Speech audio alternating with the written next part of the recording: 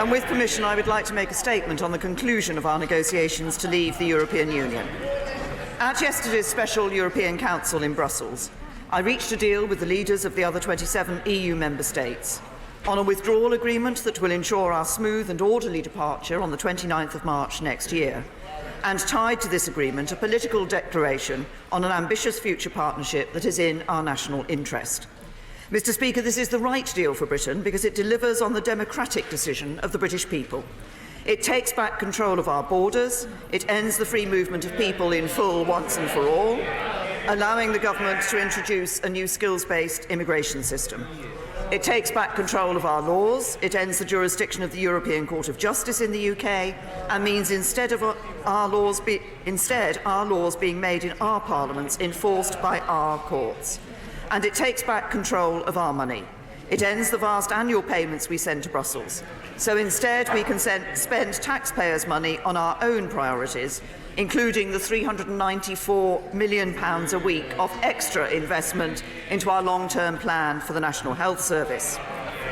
By creating a new free trade area with no tariffs, fees, charges, quantitative restrictions or rules of origin checks, this deal protects jobs, including those that rely on integrated supply chains.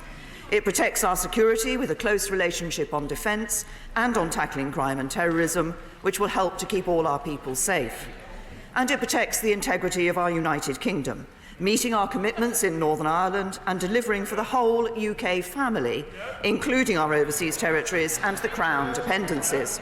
Mr. Speaker, this has been a long and complex negotiation. It has required give and take on both sides, and that is the nature of a negotiation. But this deal honours the result of the referendum, while providing a close economic and security relationship with our nearest neighbours, and in so doing offers a brighter future for the British people outside of the EU. And I can say to the House with absolute certainty that there is not a better deal available. And my fellow leaders were very clear on that themselves yesterday. Our duty as a Parliament over these coming weeks is to examine this deal in detail, to debate it respectfully, to listen to our constituents and decide what is in our national interest. There is a choice which this House will have to make. We can back this deal, deliver on the vote of the referendum, and move on to building a brighter future of opportunity and prosperity for all our people. Or this House can choose to reject this deal and go back to square one.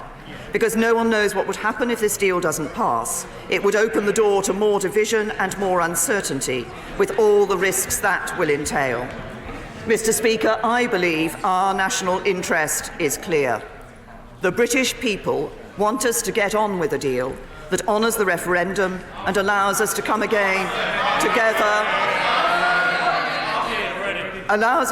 together again as a country whichever way we voted. This is that deal, a deal that delivers for the British people, and I commend this statement to the House.